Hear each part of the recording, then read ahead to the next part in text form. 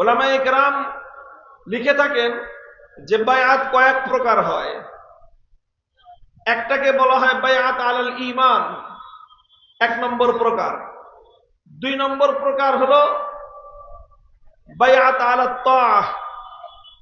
3 নম্বর প্রকার হলো বায়াত আলাল খিলাফা। প্রথম প্রকার হলো বায়াত আলাল ঈমান অথবা বায়াত আলাল ইসলাম। কোন নতুন মানুষ যখন, যে আগে থেকে এইগুলি বন্ধ করেন, যাদের এই যে ড্রোন ক্যামেরাগুলো নামান,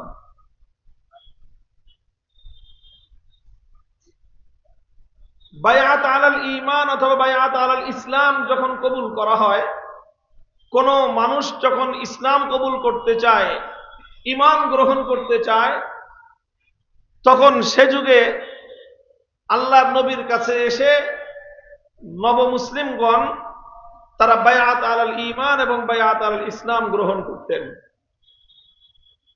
যে আল্লাহর নবীর হাতে হাত রেখে কালেমা পড়তেন, ঈমান গ্রহণ করতেন, এটাকে বলা হতো ঈমানের বায়াত।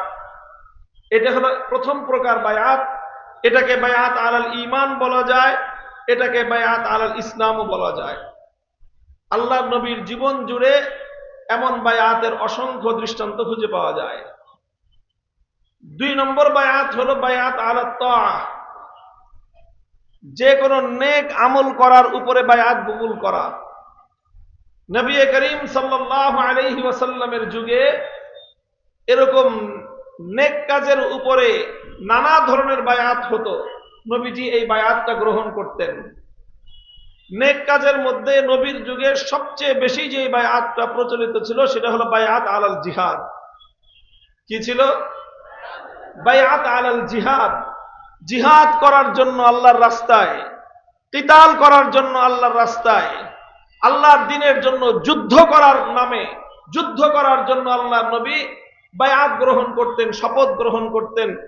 এটা ছিল বায়াত আলাত তাআত, অর্থাৎ নেক কাজের বায়াতের একটা বিশেষ প্রকার। জিহাদ ছাড়াও আল্লাহর নবী আরো বিভিন্ন নেক কাজের উপর বায়াত গ্রহণ করতেন।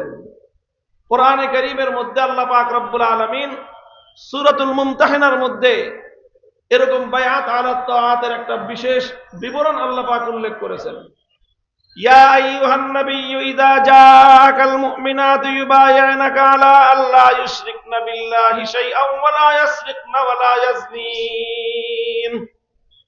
হে নবী, আপনার নিকট যখন মুসলিম নারীরা আগমন করবে, যে কোনো অপকর্ম, পাপ কাজ তারা করবে না, এই সকল খারাপ কাজগুলো তারা পরিত্যাগ করবে আর ভালো কাজগুলো তারা গ্রহণ করবে, এই বিষয়ে যদি তারা আপনার নিকট বায়াত গ্রহণ করতে আসে, ফাবায়াহুন, তাহলে আল্লাহ হুকুম দিবেন, হে নবী, আপনি ওই সকল নারীদের কাছ থেকে এই বায়াত গ্রহণ করুন।